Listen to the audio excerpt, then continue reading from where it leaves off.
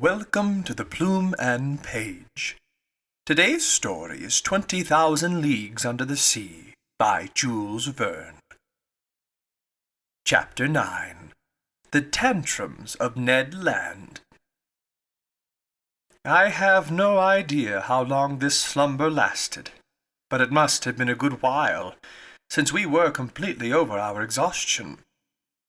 I was the first one to wake up. My companions weren't yet stirring, and still lay in their corners like inanimate objects. I had barely gotten up from my passably hard mattress when I felt my mind clear, my brain go on the alert.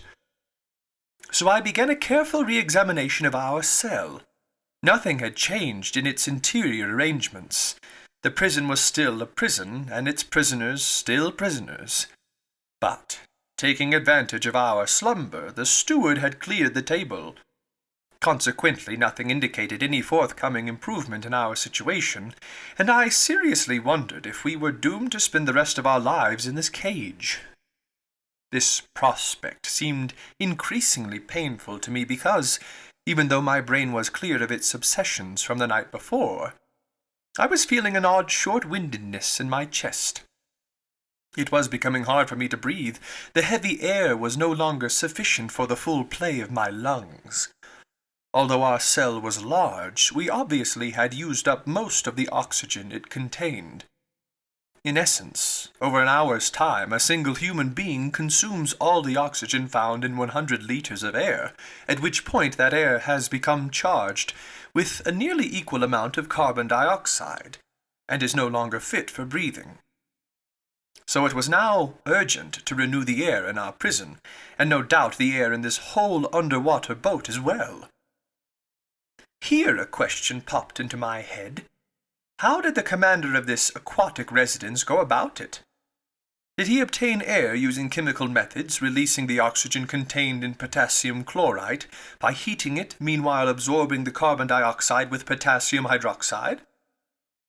If so, he would have to keep up some kind of relationship with the shore to come by the materials needed for such an operation. Did he simply limit himself to storing the air in high-pressure tanks and then dispense it according to his crew's needs? Perhaps. Or, proceeding in a more convenient, more economical, and consequently more probable fashion, was he satisfied with merely returning to breathe at the surface of the water like a cetacean, renewing his oxygen supply every 24 hours? In any event, whatever his method was, it seemed prudent to me that he use this method without delay. In fact, I had already resorted to speeding up my inhalations in order to extract from the cell what little oxygen it contained, when suddenly I was refreshed by a current of clean air, scented with a salty aroma. It had to be a sea breeze, life-giving and charged with iodine. I opened my mouth wide, and my lungs glutted themselves on the fresh particles. At the same time, I felt a swaying, a rolling of moderate magnitude but definitely noticeable. This boat, this sheet-iron monster, had obviously just risen to the surface of the ocean, there to breathe in good whale fashion. So the ship's mode of ventilation was finally established.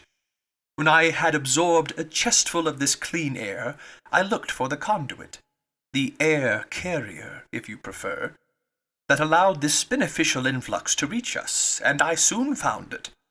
Above the door opened an air vent that led in a fresh current of oxygen, renewing the thin air in our cell. I had gotten to this point in my observations when Ned and Conseil woke up almost simultaneously under the influence of this reviving air purification. They rubbed their eyes, stretched their arms, and sprang to their feet. "Did my master sleep well?" Conseil asked me with his perennial good manners.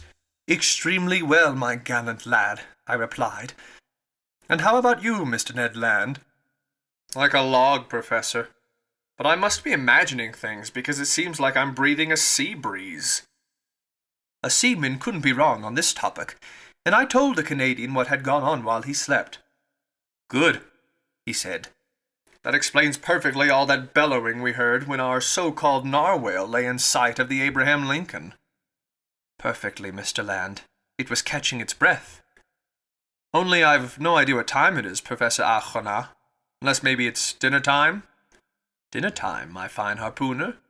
I'd say at least breakfast time, because we've certainly woken up to a new day.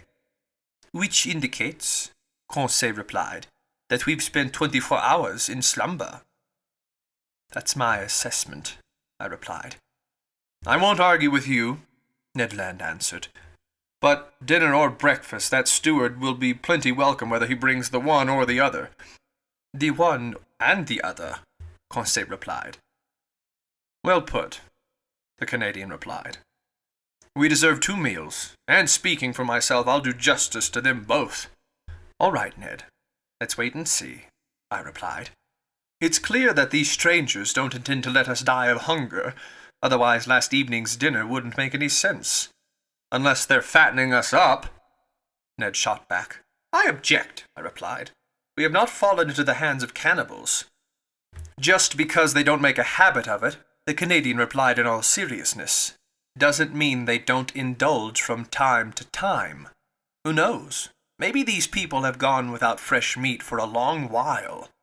And in that case, 3 wealthy, well-built specimens like the professor, his manservant, and me, get rid of those ideas, Mr. Land, I answer the harpooner. And above all, don't let them lead you to flare up against our hosts, which would only make our situation worse. Anyhow, the harpooner said, I'm as hungry as all Hades, and dinner or breakfast, not one puny meal has arrived.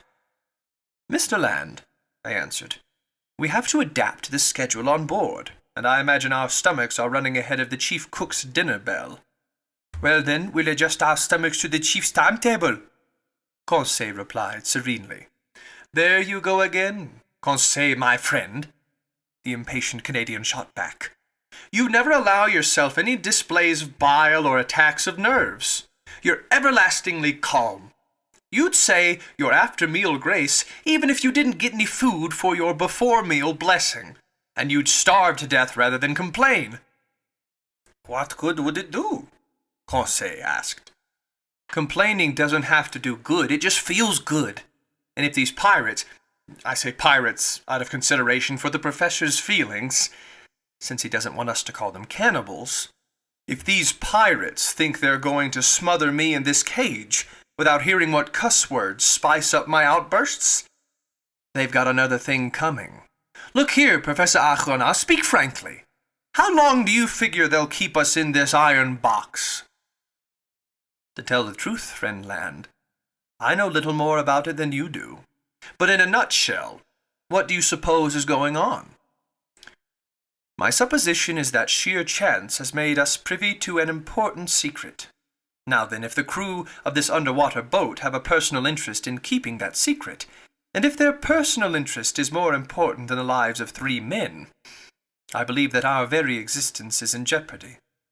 If such is not the case, then at the first available opportunity, this monster that has swallowed us will return us to the world inhabited by our own kind. Unless they recruit us to serve on the crew, Conseil said, and keep us here. Till the moment, Ned Land answered, when some frigate that's faster or smarter than the Abraham Lincoln captures this din of buccaneers, then hangs all of us by the neck from the tip of a mainmast yardarm. Well thought out, Mr. Land, I replied. But as yet I don't believe we've been tendered any enlistment offers. Consequently, it's pointless to argue about what tactics we should pursue in such a case. I repeat, let's wait, let's be guided by events, and let's do nothing, since right now there's nothing we can do.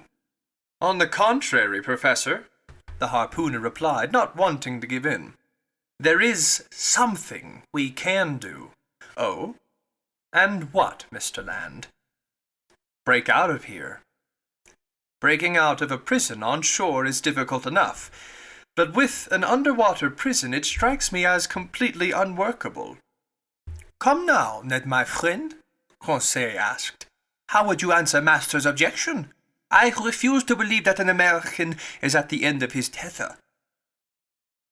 Visibly baffled, the harpooner said nothing. Under the conditions in which fate had left us, it was absolutely impossible to escape. But a Canadian's wit is half French, and Mr. Ned Land made this clear in his reply.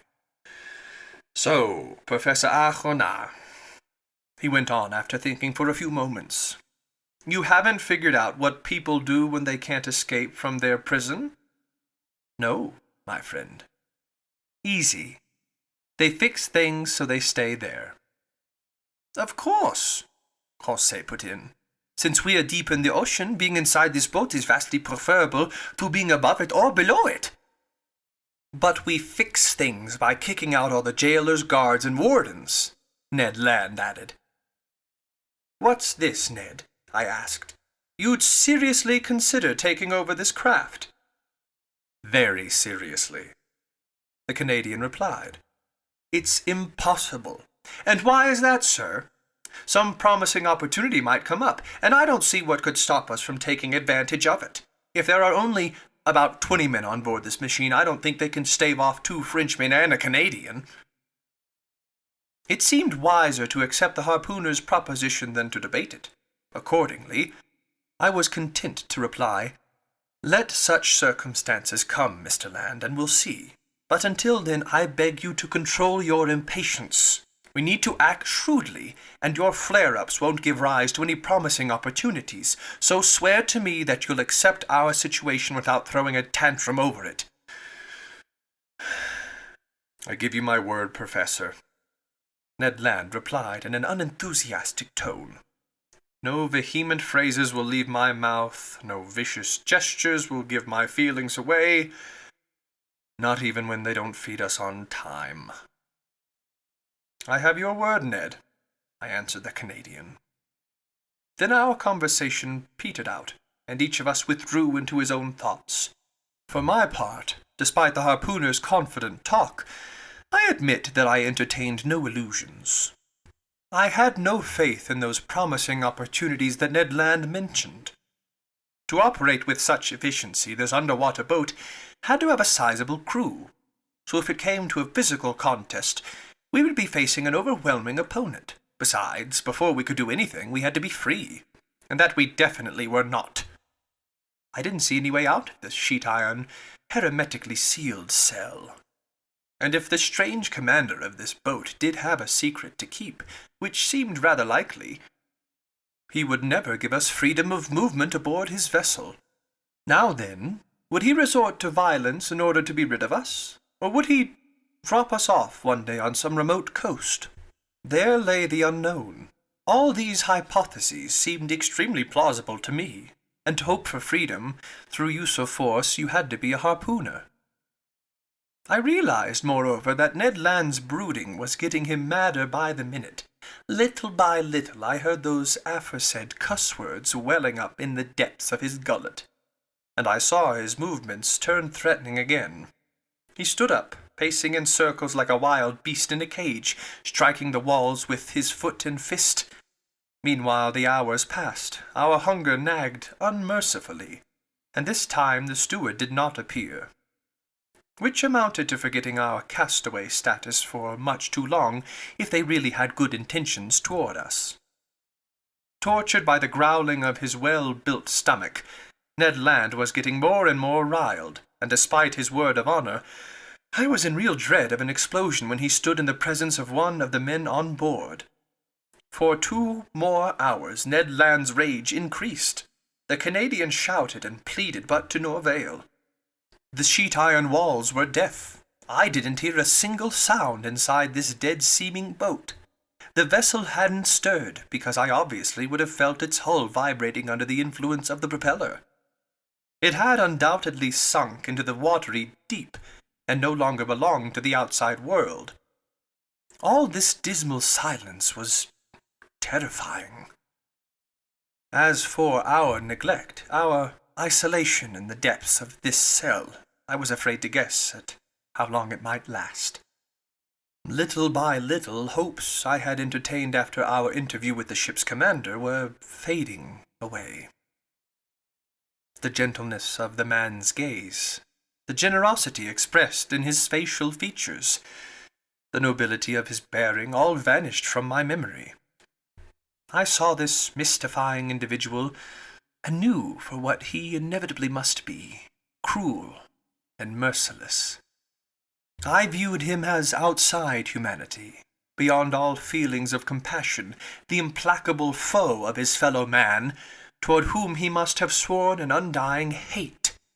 But even so, was the man going to let us die of starvation, locked up in this cramped prison, exposed to those horrible temptations to which people are driven by extreme hunger?